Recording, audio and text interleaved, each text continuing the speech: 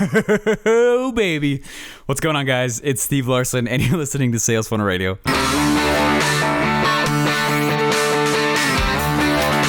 Welcome to Sales Funnel Radio, where you'll learn marketing strategies to grow your online business using today's best internet sales funnels. And now, here's your host, Steve Larsen.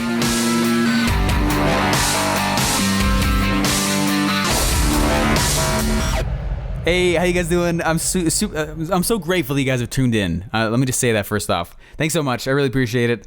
This podcast last month got 8,000 downloads, which is nuts.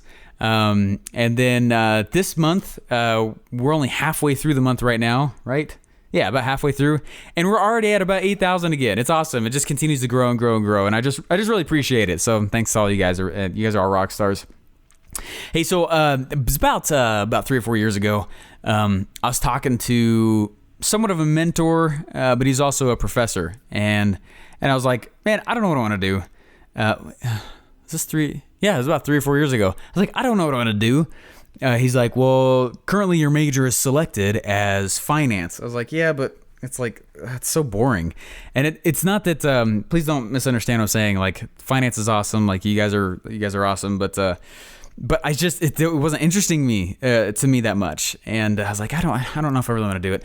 And he's like, well, you could do supply chain. I was like, okay, here's the problem. I can see myself doing any of the things that you're saying right now. Okay. I could see myself going out and being, doing this or doing this or doing this. And I was like, what do I do? Like, I don't know what I want to do with my life. I did not know what I wanted to do with my life until about 2 years ago. Like, no joke. And it was a constant question in my mind all the time. Constant question. And I was always wondering that, not just like, what should I do with my life? I was wondering that, like, product-wise as well. Hey, what should I do with my life? What things should I sell? What's a good offer to go out there and try it? Have you guys ever felt that way? I'm sure you have. If you've ever felt that way before, like, give me a little nod, okay? A little raised fist pump or something like that, because that's a huge question. Hey, what do I sell? What do I do? And it was kind of cool because he sat back and he's like, you know what? I think you should do marketing. I was like, marketing? And I always thought marketing was like kind of the back burner, like, if you didn't know what to do with your life, then you went and did marketing kind of thing. And he goes, no, this guy's awesome, by the way. He was the CMO of Denny's and Pizza Hut. Is Pizza Hut or Domino's? Anyway, he was the guy that invented the cheese stuffed crust pizza. And crazy story, by the way. Really, really, really funny. Not that it's a huge deal, but we all have a special place in our heart for that stuff. But it was funny because I was like, all right, fine, I'll go with the marketing route. And it ended up, I was taken to it really, really fast. And I was like, this is kind of cool.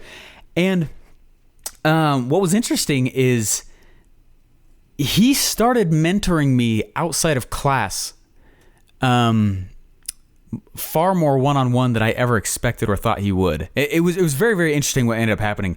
And at the time, I was trying to find all these products to sell, and he knew I was doing that. And there was all the stuff that I was doing outside of class, and most of my learning was not happening in the classroom. And I told him that, and he knew that. And he's like, yeah, I get that. No, that's fine. You're a little bit of a different cat. I was like, all right, cool.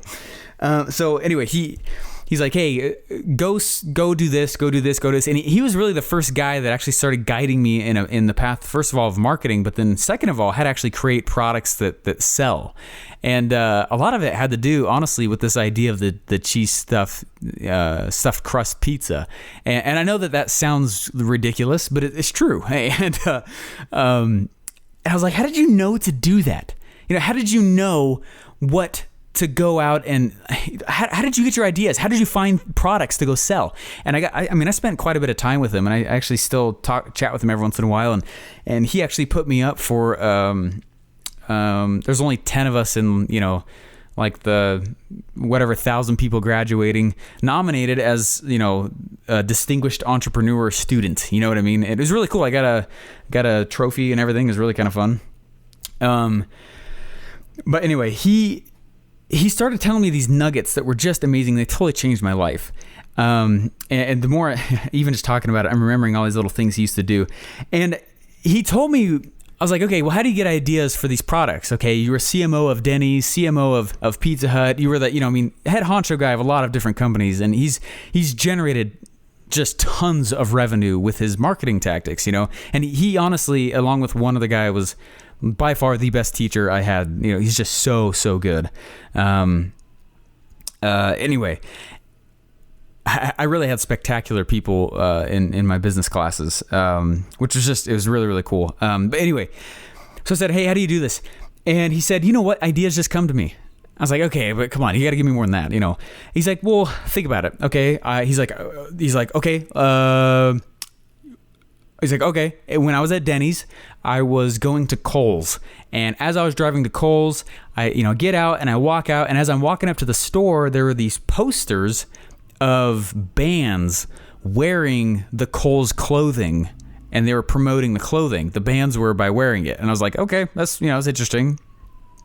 That's not very direct response marketing, you know, and I prefer that now. I feel like that's big corporate style marketing. I don't really like that style, but anyway, direct response marketing all the way, in my opinion. Anyway, and he goes, okay, well, so I saw that poster, I saw that board, and I was like, okay, well, I'm going to jump out there and we should do that with Denny's. And so what he did is he said, I started noticing all of these people after concerts would come into Denny's really late at night, really late, 1, 2, 3 a.m. because the concerts were over and they were hungry. So they wanted to come in and, get food. And so they came in. And he's like, that's interesting. So what he did is instead, he started inviting some of the bands that were playing to come in and make food in the kitchens just for fun. And they just experimented. They did whatever they wanted to. They made the craziest food. They made the coolest food. They made food that was all over the place. And it was just such a bit of a research period for him. But he would have these different high-end bands come in and literally make food with them. And I was like, that's really interesting. That's crazy. And he said whatever food they made, that's what we sold. We made a dish after them and put their name on it and sold like hotcakes. And I was like, interesting, really? It's really funny. You guys ever been to Taco Bell? I'm sure you've been to Taco Bell.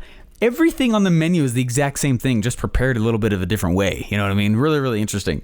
Anyway, but that's basically what he did though. And he's like, the cheese stuffed crust pizza, the way that came about is we were trying to make up something that was new, to compete with some other market shares that were being taken from us. And I was like, hey, let's take string cheese and we're going to roll it into crust and let's just see if it works. I don't know if it really, really will. And what ended up happening is it sold like 5 times more than they expected. So they ran out of string cheese. And so they told I think it was Pizza Hut. They told all of the Pizza Huts to get out there and buy, it might have been that Little Caesars. Anyway, I can't remember, one of the pizza chains.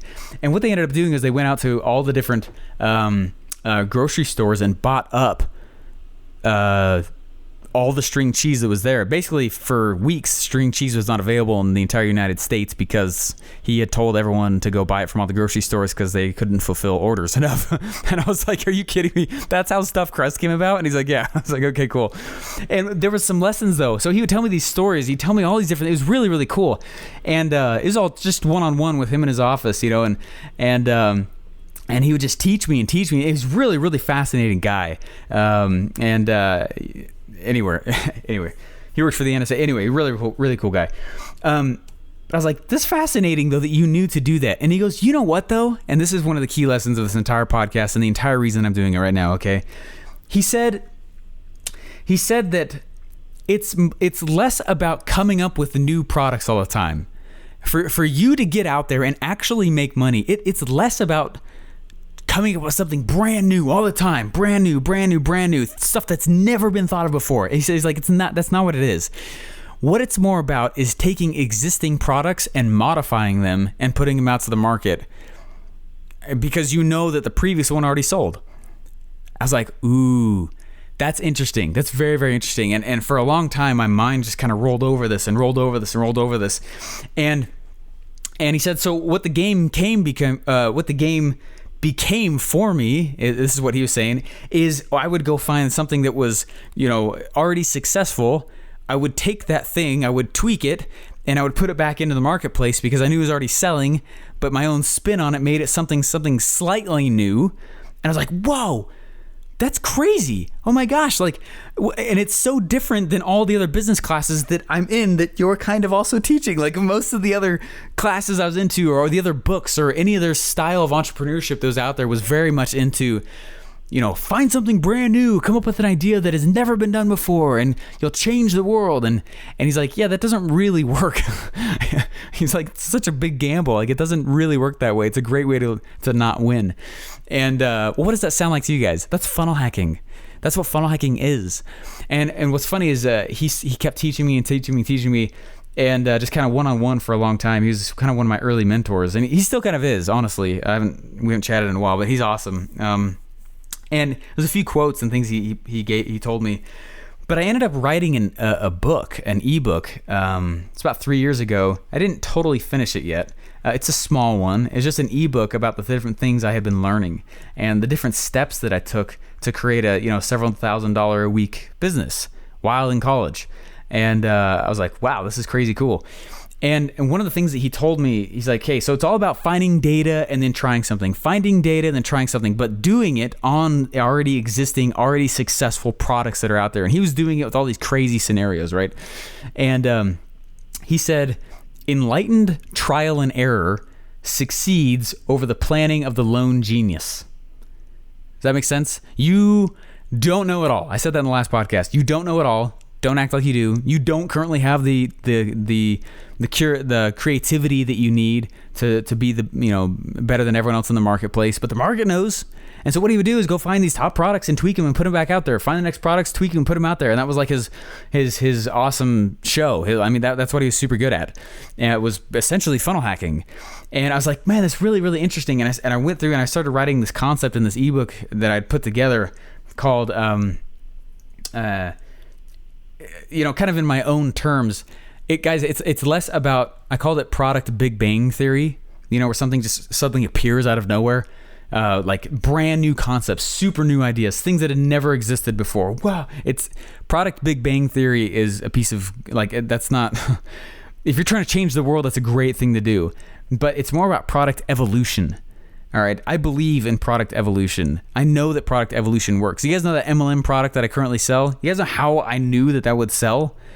Well, because I started looking at all the other things that people are buying. And all I did is I put a twist on it, showed how it worked for a funnel world.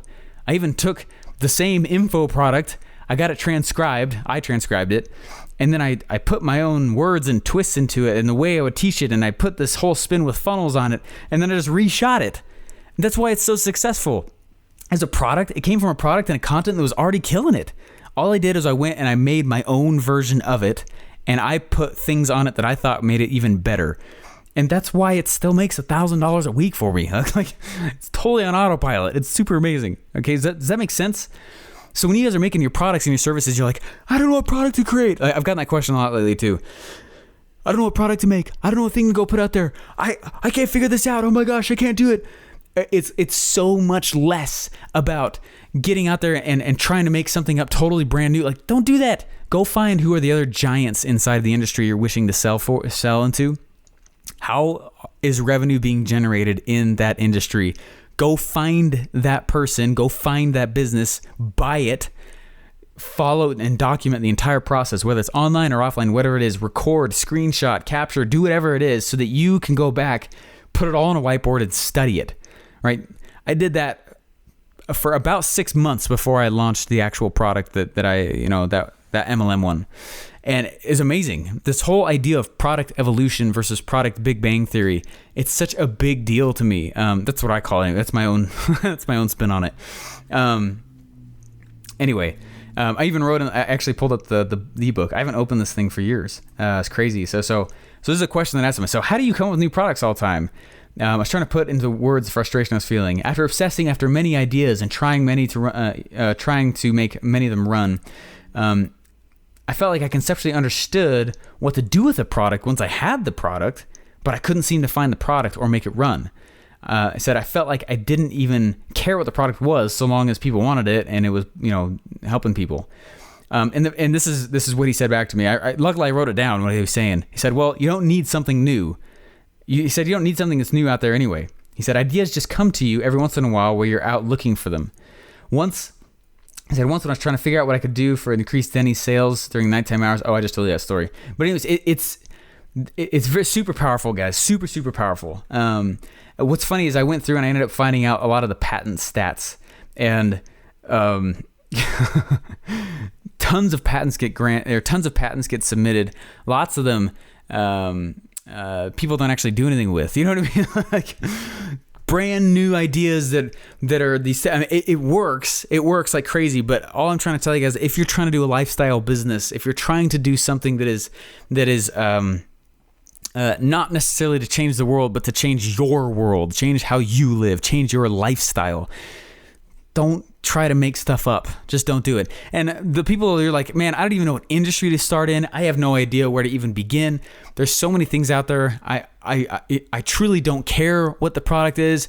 I have no idea where to start. If you're in that boat and you really have no idea where to begin or what your interests are, you got to do what my dad told me to do. Okay, this has been really, really helpful for me as well. What he said is like, okay, what do you think about when you have nothing to think about? What's the thing that you think about when you don't need to be doing anything at work? You know, when you're driving home and it's silent in the car, where does your mind go? You know, when you're talking to somebody but you're not interested anymore and your mind starts to drift, where does your mind go? And for me, it was business. And more specifically, it was internet business. And more specifically, it was selling info products. And more specifically, it was more about like the automation behind it and how to build the funnel and the copy and how to put all those things together. And my brain constantly was in that space. I didn't know that they were funnels I was thinking of. I didn't know that's what they were called, but that's what I was thinking of all the time for years and years and years. And I still do. And that's all I think about. And when I have nothing to think about, that's what I think about. And so I knew, okay, well, I'm naturally inclined in that area. Let me go find how revenue is generated. I'm going to start asking people what they want. But I'm going to go find products that are currently selling really, really well and asking people, okay, well, you like this product. Like, what do you wish it did? You know what I mean? Start reading tons of reviews. What do you wish it did? And that help you create products really, really fast. So anyways, product evolution, not product Big Bang Theory. Hey guys, thanks so much. Hopefully that was helpful. And give me a little shout out if you've liked this podcast. I really appreciate it. And there's a lot of people listening now, which is really, really fun. But I'd love to know what you think about this. This is my Ask Campaign to you right now. What do you wish you knew? What do you wish you were getting from this podcast? What do you wish I was providing for you that I'm not? If you go to salesfunnelradio.com, scroll down to the bottom, there's a green button on the right. And literally, you can ask me any question you want. It'll record a voicemail right over your browser, right from your computer. Just start talking. Click the button and start talking, and you can ask me. And you have about 30 seconds. You can ask your question. And I've got a segment here called Hey Steve, where you start out saying, Hey Steve, my question is X, Y, and Z. And I'm going to queue up a whole bunch of them probably in the next episode or two here and just start shotgun answering them. I'd love to know what it is you guys are thinking. All right, guys. I'll talk to you later. Bye. Thanks for listening to Sales Funnel Radio. Please remember to subscribe and leave feedback. Have a question you want answered on the show? Get your free t-shirt when your question gets answered on the live Hey Steve show. Visit salesfunnelbroker.com now to submit your question.